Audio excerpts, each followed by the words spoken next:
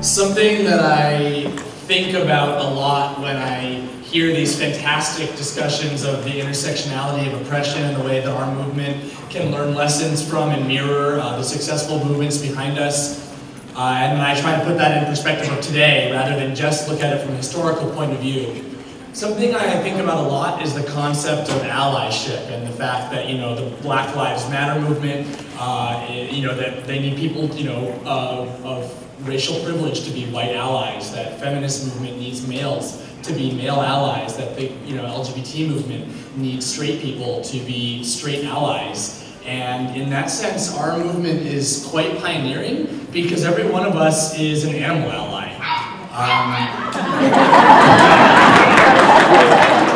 None of us is a non-human animal. None of us that paid to come here, at least. I guess some of us brought non-human animals. But seriously, none of us is a non-human animal, and every one of us therefore chose to voluntarily give up our power and privilege over oppressed beings. The animals couldn't force us to do it. We chose to ourselves.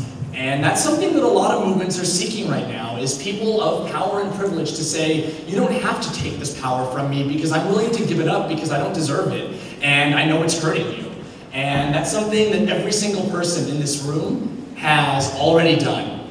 And it's hard, right? We see violence every single day. We see violence in our Facebook feeds and our social media feeds against humans of less privilege than many of us have. And we see violence against animals, all of whom have less privilege than we do.